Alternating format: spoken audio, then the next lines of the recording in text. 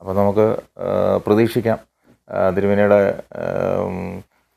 സാന്നിധ്യത്തിലുള്ള അല്ലെങ്കിൽ തിരുമേനിയുടെ നേതൃത്വത്തിലുള്ള റൂൾസ് കമ്മിറ്റി അത് ഭരണഘടന പൊളിച്ചെഴുതും. ഇതുപോലുള്ള ഒരുപാട് കാര്യങ്ങൾ ജനങ്ങളിലേക്ക്, വിശ്വാസികളിലേക്ക് എത്തിയും വിശ്വാസികൾക്ക്, പ്രത്യേകിച്ച് സ്ത്രീകൾക്കൊക്കെ ഉള്ള പങ്ക്, മലങ്കര സഭയുടെ ഭരണ കാര്യങ്ങളിലുള്ള പങ്കുകളിനെ കുറിച്ചൊക്കെ ഒരു പൊളിച്ചെഴുത്ത് തന്നെ ഉണ്ടാവും. ഒരു പരിധി വരെ അത് വേണം. അത് തന്നെയല്ല, ഇപ്പം ബെന്നി മുമ്പേ സൂചിപ്പിച്ച ഒരു വിഷയത്തിൽ പോലും ഞാൻ ചില കൺസേൺസ് ഉള്ള ഒരു വ്യക്തിയെ, ഇപ്പം നമ്മൾ ജനാധിപത്യപരമായ ഇലക്ഷൻസ് ഒക്കെ പറയുമ്പോഴും പല തലത്തിലും അതിലേക്ക് എത്താറില്ല.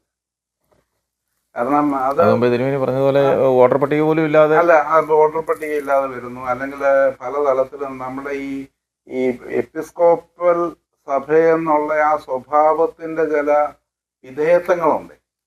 ആ വിധേയത്വങ്ങളെ ഒരു പരിധി വിട്ട് നമ്മൾ അബ്യൂസ് ചെയ്യും. ഞാൻ ഒരു പള്ളിയിൽ ചെല്ലുന്നുണ്ടെ എന്നാ ഒരു ബഹുമാനം എനിക്ക് കിട്ടുന്നത്, ആ ബഹുമാനം എൻ്റെ വ്യക്തിപരമായ അർഹതയല്ലെന്നും അതിനെക്കുറിച്ചുള്ള ഒരു തിരിച്ചറിവും ഒക്കെ എന്നിൽ ഉണ്ടാകണം. അപ്പം അതിൻ്റെ ഡെമോക്രാറ്റിക് പ്രൊസീജിയേഴ്സിനെ മെത്രാച്ചന്മാരാണേലും ഈ ഭദ്രാസന തലത്തിലും ഒക്കെ ഒരു പരിധി വരെ അതിനെ നമ്മൾ ബഹുമാനിച്ചേ പറ്റും. ഇപ്പം ഞാൻ എപ്പോഴും പറയുന്ന ഒരു കാര്യമുണ്ട്, ഈ ചില സമയത്ത് ഈ ഇടവക പൊതുയോഗങ്ങളുടെ അപ്പീല് വരും. അപ്പം ഞാൻ പറയുന്ന ഒരു കാര്യമുണ്ട്, ഇടവക പൊതുയോഗത്തിൻ്റെ നിശ്ചയത്തിനെ എങ്ങനെ അംഗീകരിക്കാമെന്നാണ് ഞാൻ നോക്കുന്നത്. കാരണം ഏതായാലും ജനങ്ങൾ അവിടുന്ന് എടുത്ത ഒരു നിശ്ചയമാണ്. എന്നും കണ്ട് മുമ്പേ പറഞ്ഞ വോട്ടേഴ്സ് ലിസ്റ്റ് ഇല്ലാതെ ടെക്നിക്കൽ ഗ്രൗണ്ടിൽ വരുമ്പോൾ എനിക്ക് തള്ളിയേ പറ്റൂ. അപ്പം അല്ലാതെ എനിക്ക് ശരിയാണ്, മെത്രാപ്പൊലീത്തയ്ക്ക് അധികാരമുണ്ട്, അതുകൊണ്ട് അതങ്ങ് റദ്ദ് ചെയ്തേക്ക് എന്നുള്ള ഒരു ആറ്റിറ്റ്യൂഡ് നമ്മൾ പോകരുത്. ആ ഒരു ആറ്റിറ്റ്യൂഡിലായിരിക്കും അവിടുന്ന് ഒരു ഭാഗം വരുന്നത്. അപ്പൊ അല്ലെങ്കിൽ അവര് പരാതി കൊണ്ട് വരും, തിരുമേനിക്ക് അധികാരം ഉണ്ടല്ലോ. അപ്പൊ ഞാൻ പറഞ്ഞ ഇടവേ, നിങ്ങളത് പൊതുയോഗത്തിൽ ഇരുന്ന് നീ പറഞ്ഞിരുന്നെങ്കിൽ ഈ ഡിസിഷൻ ഉണ്ടാകുകയല്ലോ. ഇത് ഈ പല മേഖലകളും നമ്മളിത് ശ്രദ്ധിക്കേണ്ട ഒരു വിഷയമാണ്. നമ്മൾ ഈ ഡെമോക്രാറ്റിക് ഓഫീസസിനെ ബഹുമാനിക്കണം, പ്രൊസീജിയേഴ്സിനെ ബഹുമാനിക്കണം. ഇപ്പം ഒരു ഉദാഹരണം പറഞ്ഞാൽ, ഇപ്പം ഒരു സ്ഥലത്ത് ഇപ്പം എനിക്കറിയാം, ഈ ഏതെങ്കിലും ഒരു അച്ഛൻ ഇവിടെ ഭദ്രാസന സെക്രട്ടറി ആയിട്ട് തിരഞ്ഞെടുക്കപ്പെടുന്നുണ്ട്, ഇപ്പോഴത്തെ ഒരു സാഹചര്യത്തിൽ എന്നോട് വന്ന് ചോദിക്കും, തിരുമേനി ഞാൻ നിൽക്കട്ടെ, ഒരുവിധപ്പെട്ട എനിക്ക് ഉൾക്കൊള്ളാവുന്നതാണെങ്കിൽ ഞാൻ നിന്നോളാൻ പറയും. ചിലരോട് എന്താ ഞാൻ പറയും, അച്ഛൻ നിൽക്കാതിരിക്കുക ഭേദം എന്നെ കണ്ട് നിന്ന് ജയിക്കുന്നെങ്കിൽ ഞാൻ ഉൾക്കൊള്ളാൻ തയ്യാറുവാ. അത് കേൾക്കുമ്പോൾ തന്നെ ഞാൻ അത്രയും പറഞ്ഞ അവര് പിന്നെ അതിന് പോവില്ല. പിന്നെ ഈ പല സാഹചര്യത്തിലും ഈ കൗൺസിലും ഒക്കെ വരുമ്പോൾ നമ്മൾ വേറൊന്നുള്ള ശ്രദ്ധിക്കണം. ഒരു മെത്രാച്ചന് അദ്ദേഹത്തിനെതിരെ നിൽക്കുന്ന കൗൺസിൽമാർ, പ്രത്യേകിച്ച് അങ്ങനെ പറഞ്ഞ് പ്രചരണം നടത്തി ജയിക്കുമ്പോൾ, ഞാൻ മെത്രാച്ചനെതിരാണ്, നിങ്ങൾ എന്നെ ജയിപ്പിക്കണമെന്ന് പറഞ്ഞ് ജയിക്കുമ്പോൾ അതും ഒരു ദുസൂചനയാണ്. കാര്യം ഇപ്പം ഏത് ഇലക്ഷനിലും അതുണ്ടല്ലോ, ആന്റി ഇൻകംബന്റ് ഫാക്ടർ എന്ന് പറയുന്ന മാതിരി തന്നെ ഒരു മെത്രാച്ചനെ ഞങ്ങളുടെ അജണ്ടയുടെ ഭാഗമാണ്, ഈ മെത്രാച്ചനെതിരെ ഞങ്ങൾ പ്രവർത്തിക്കും, നിങ്ങൾ ഞങ്ങളെ ജയിപ്പിച്ചാൽ ആ മെത്രാച്ചനെ ഭദ്രാസനത്തിൽ നിന്ന് മാറ്റും എന്ന് പറയുമ്പോൾ അതിന് അനുകൂലമായിട്ട് വോട്ട് ചെയ്യുന്ന സമൂഹമാണോ എന്നുണ്ടെങ്കിൽ തിരുമേനിയും തിരിച്ചറിയണം. ഞാൻ അങ്ങനെ നിൽക്കുന്നത് ഞാൻ സ്ഥലം കൊടുക്കും. People are declaring you are not acceptable. പക്ഷെ അതിനകത്തൊരു കുതന്ത്രങ്ങളുണ്ട്. അത് കുതന്ത്രം എന്ന് പറയുന്നത്, ഇപ്പം ഒരു ഭദ്രാസനത്തിനെതിരായിട്ടുള്ളൊരു മൂവ്മെൻ്റ് ഉണ്ടാക്കിക്കൊണ്ട് അവരുടെ ആളുകളെ പള്ളിയിൽ നിന്ന് തന്നെ അതിൻ്റെ വോട്ടർമാരെ തെരഞ്ഞെടുത്ത് കൊണ്ടുവരിക. ഞാൻ ചോദിക്കുന്നത്, നമ്മൾ ഭൂരിപക്ഷത്തിനല്ല, അവിടെ ന്യൂനപക്ഷം അവിടെ തൊട്ട് നിരുത്തരവാദിത്വപരമായ ഒരു ഡെമോക്രാറ്റിക് പ്രോസസ്സാണ് അത്. പക്ഷെ നമ്മുടെ ആളുകൾ പൊതുയോഗത്തിൽ പോകുന്നില്ല. ആളുകൾക്ക് ഇത് മതി, ആളുകൾക്ക് അത് മനഃപൂർവ്വം പോകാത്തത്. ഒരു പള്ളിയിൽ ഒരു പൊതുയോഗം വിളിച്ചു കഴിഞ്ഞാൽ അതിപ്പം എത്ര പേര് പള്ളി പൊതുയോഗത്തിന് പോകും? ഇത് തന്നെ വിഷയം. പിന്നെ അവരെന്തിനാ പള്ളിയുടെ ഭരണത്തെ കുറിച്ച് പരാതി പറയും? അത് മാറിയെന്ന് ആർക്കും പറയാം. വോട്ട് അല്ല എന്ന് പറയുന്നല്ലോ, വോട്ട് ചെയ്യാതിരുന്നിട്ട് തിരുമേനി ഒരു പള്ളിയിൽ ഒരു പൊതുയോഗം വിളിച്ചാൽ ഒരു 400 മുകളിൽ ഇടവക്കാരുള്ള ഒരു പള്ളിയാണെങ്കിൽ പോലും 50 പേര് കിട്ടത്തില്ല. ഒരു 16 പേര് 17 പേര് ഞാൻ പലയിടത്തും കണ്ടിട്ടുള്ളവര്. അത്രേ ഉള്ളൂ. അല്ല, അങ്ങനെയാണെങ്കിൽ പിന്നെ നമ്മൾ ചിന്തിക്കേണ്ടതാണ് നമ്മുടെ ഭരണഘടനയിൽ അടിസ്ഥാനപരമായ അഴിച്ചുപണി വീഴുന്നത്. അങ്ങനെ നമ്മൾ ഡെമോക്രാറ്റിക് പ്രോസസ് എല്ലാം മാറ്റി എഴുതണം. അതാണ് ഇവിടെ വന്നിരിക്കുന്നത്, പലയിടത്തും വന്നിരിക്കുന്നതാണ്. ഇപ്പം തിരുമേനിക്കിപ്പോൾ ഇവിടുത്തെ ഈ ഭദ്രാസനത്തിൽ അത് അങ്ങനെയുള്ള ഒരു വിഷയങ്ങളില്ല. പക്ഷേ നാട്ടിലുള്ള നാട്ടിലും വേറൊന്നുണ്ട്. എന്തുകൊണ്ടാണ് നമുക്ക് 30 ഉള്ളിടത്തിൽ ഒരു 20-ൽ താഴെയല്ല ഈ പ്രശ്നമുള്ളൂ. മിക്ക ഭദ്രാസനങ്ങളും അല്ല, ഈ പറയുന്ന മാതിരി രൂക്ഷമായ പ്രശ്നങ്ങൾ എല്ലായിടത്തും ഉണ്ട്. ഞാൻ പറഞ്ഞു ഇങ്ങനെ അങ്ങ് അഗ്രസീവ് ആകുന്നത് അത് ഇതാണ് പ്രചരണം താഴേക്കടയിൽ മറ്റിടത്ത് എത്താത്തോണ്ടു. പക്ഷെ അത് ഒരു ചെറിയ ന്യൂനപക്ഷമാണ് അതിനുവേണ്ടി നിൽക്കുന്നത്. ഭൂരിപക്ഷം ഇപ്പുറത്ത് മാറി നിൽക്കുക. നിശബ്ദമായ സൈലന്റ് മെജോറിറ്റി, സ്പൈൻലെസ് മെജോറിറ്റി എന്ന് പറയും. നിശബ്ദ ഭൂരിപക്ഷം ഉണ്ടായിട്ട് എന്താ കാര്യമില്ല. അതൊരു ഭൂരിപക്ഷമാണോ? അല്ല. പിന്നെ പക്ഷെ അതിനൊരു മാറ്റം വരണം.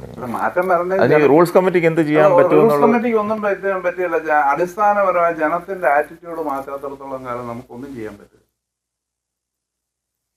അത് ബോധവൽക്കരിക്കണം. ഇപ്പം പിന്നെ ട്രംപ് ജയിച്ചെന്ന് എല്ലാവരും ഇവിടുന്ന് കൊതിക്കുറവ് പറയും. വോട്ട് ചെയ്യാതെ പോയിട്ട് ട്രംപ് ജയിച്ചെന്ന് പറഞ്ഞിട്ട് കാര്യം അവിടെയാണത്. ഇത് ജനങ്ങളുടെ ഇടയ്ക്ക്, നമ്മുടെ വിശ്വാസികളുടെ ഇടയിലേക്ക് ഒരു ബോധവൽക്കരണം വേണം. നിങ്ങളുടെ കൂട്ടുള്ളവർ അങ്ങനെയുള്ള ഒരു ബോധവൽക്കരണം കൂടെ കൊണ്ടുവരണം. കാരണം പരമാവധി പിന്നെ പൊതുയോഗങ്ങളിൽ പങ്കെടുക്കണം. എൻ്റെ ബ്രദർ അത്താനാസുരവേനി ഒരു ദിവസം വീട്ടിൽ വന്നപ്പോൾ ഇങ്ങനെ പള്ളികളുടെ പ്രശ്നമൊക്കെ പറഞ്ഞു. അത്താനാസുരവേനി ചോദിച്ചു ബ്രദറിനോട്, കഴിഞ്ഞ പൊതുയോഗത്തിന് പോയായിരുന്നു. ഞങ്ങൾ പോകാറില്ല. ഇന്ന് പിന്നെ മിണ്ടായിരിക്കാൻ പറഞ്ഞു. അല്ല, ഇതിനകത്ത് വേറെ ഒന്നും. ഇപ്പൊ ഡോക്ടർ റോബിൻ പിന്നെ വളരെ ആക്റ്റീവായിട്ട് പള്ളിയുടെ ഇതിലൊക്കെ നിൽക്കുന്ന ഒരാളാണ്. എത്ര ഡോക്ടർമാര് പള്ളി പൊതുയോഗത്തിൽ ഹാജരാകുന്നു? വളരെ കുറവാണ്. അല്ലെങ്കിൽ നമ്മളൊരു പ്രത്യേക ഒരു കോളേജ് വിദ്യാഭ്യാസം കഴിഞ്ഞ എത്ര പേരുണ്ട്? ഇനി ഉണ്ടെങ്കിൽ അവർ വളരെ വളരെ സ്പെസിഫിക് മോട്ടീവോടുകൂടി കൊണ്ടുവരും. ഇപ്പോൾ ഉള്ള ആള് എന്തിനാ അവിടെ ചെന്ന് പ്രശ്നങ്ങൾ ഉണ്ടാക്കാൻ പോകുന്നത്, എന്തിനാ അവിടെ പോയി സംസാരിക്കും, മറ്റുള്ളവരുടെ അപ്രീതിക്ക് എന്തിനാ, അതുകൊണ്ട് മാറി നിൽക്കും. ഇവിടെ ചിലപ്പോൾ പിള്ളേർ പറയും പള്ളികളിൽ പൊളിറ്റിക്സ് ഉള്ളതുകൊണ്ട് ഞാൻ പള്ളിയിൽ പോകുന്നില്ല. അത് ഒരുപാട് ബാധിക്കുന്നു. അല്ല, അത് ബാധിക്കുന്നത് ഞാൻ തിരിച്ചു ചോദിക്കുന്ന ഒരു ചോദ്യം, നിങ്ങളുടെ ജോലി സ്ഥലത്ത് പൊളിറ്റിക്സ് ഉണ്ടെങ്കിൽ നിങ്ങൾ ജോലിക്ക് പോകാതിരിക്കും. ഇതിന്റെ അടിസ്ഥാന വിഷയം ഞാൻ എന്തോരം വാല്യൂ ഇതിന് കൊടുക്കുന്നുണ്ട്, എൻ്റെ ജീവിതത്തിൽ എത്ര പ്രാധാന്യമുള്ള ഒരു വിഷയമാണിത്. അപ്പൊ ആ പ്രാധാന്യം ഞാൻ കൊടുക്കുന്ന അനുസരിച്ചിരിക്കും ഞാൻ ഇതിനു വേണ്ടി ടൈം ആൻഡ് എഫേർട്ട് എടുക്കുന്നത്. ഈ ഈവൻ പണം റേസ് ചെയ്യുന്നതിനെ കുറിച്ച് ഇവിടെയുള്ള ഒരു വളരെ ഒരു എക്സ്പേർട്ട് ഫണ്ട് റേസിങ് അവർ പറയും നെവർ ആസ്ക് ഫോർ മണി. കാരണം പണം ചോദിച്ചാൽ that's the easiest thing to do. നമ്മൾ we will get away with the least minimum. എന്നോട് ആരെങ്കിലും വന്നാൽ $100 ചോദിച്ചു കഴിഞ്ഞാൽ $100 തണ്ടാര ഇവനെ കേട്ടിരിക്കുന്നതിലും എളുപ്പം കൊടുക്കുന്നു. ആ $100 കൊടുത്ത് ഈ ശല്യം ഒഴിവാക്കി, ന്യൂസൻസ് വാല്യൂ. അതേസമയം എനിക്ക് വളരെ താല്പര്യമുള്ളൊരു വിഷയമാണ് നിങ്ങളുടെ പ്രോജക്റ്റ് എന്ന്. ഞാൻ വൻ തുക തന്നെന്ന് വരും എൻ്റെ അഫോർഡബിലിറ്റി അനുസരിച്ച്. നമ്മുടെ മാനസികാവസ്ഥ അപ്പോഴത്തെ തന്നെയല്ല. എനിക്ക് വളരെ ഡ്രീം പ്രോജക്റ്റ് ആയിരിക്കും. ചിലപ്പോൾ ചിലപ്പോൾ ഒരു അനാഥ മന്ദിരമായിരിക്കും, അല്ലെങ്കിൽ ചിലപ്പോൾ ഇവിടുത്തെ രീതിക്ക് ചിലപ്പോൾ ഒരു ആർട്ട് പ്രോജക്റ്റ് ആയിരിക്കും, ഇവിടുത്തെ അല്ലെങ്കിൽ ഒരു മ്യൂസിയത്തിൻ്റെ ഡൊണേഷൻ ആയിരിക്കും. എന്നിട്ട് അയാൾ തന്നെ പറഞ്ഞൊരു കഥയുണ്ട്. അദ്ദേഹം വലിയൊരു കോടീശ്വരൻ്റെ അടുത്തൊരു പണപ്പിരിവിന് പോയി.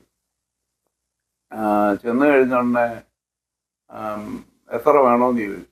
ഇയാളാണ്ട് വലിയൊരു തുക $2 ലക്ഷം $5 ലക്ഷം ഏതാണ്ട് പറഞ്ഞു. അയാൾ ഉടനെ ചെക്ക് എഴുതി കൊടുത്തേച്ച് പറഞ്ഞു യു ആർ എ ഫൂൾ.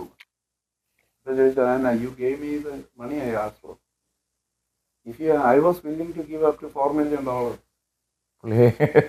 കാരണം നിങ്ങൾ നല്ലൊരു കോസിന് വേണ്ടി നിങ്ങൾ ചോദിച്ച തുക വളരെ കുറച്ച് പോയത് എന്ന് പറയുന്ന മാതിരി തന്നെ. ഇവിടെ WCCയുടെ അന്നത്തെ പിന്നെ ജനറൽ സെക്രട്ടറി വന്ന് റോക്കഫെല്ലറിനെ കണ്ട ഒരു കഥയുണ്ട്. ഇതുപോലെ തന്നെ റോക്കഫെല്ലർ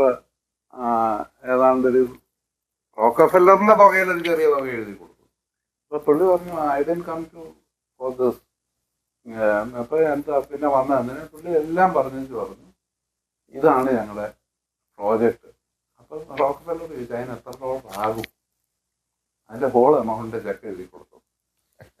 ഞാൻ പറഞ്ഞത്, നമുക്ക് താല്പര്യമുള്ള ഒരു വിഷയം നമ്മുടെ മുമ്പിൽ വരുമ്പോൾ നമ്മൾ മനസ്സ് തുറക്കും, ഹൃദയം തുറക്കും. ഇത് നമ്മുടെ ജനാധിപത്യ വ്യവസ്ഥയിൽ ഇതൊരു വിഷയമാണ്. നമുക്ക് താല്പര്യമുള്ള, എൻ്റെ വസ്തുവിന്റെ അതിര് തർക്കം വരുന്നുണ്ടെങ്കിൽ ഞാൻ വളരെ സീരിയസ് ആണ്.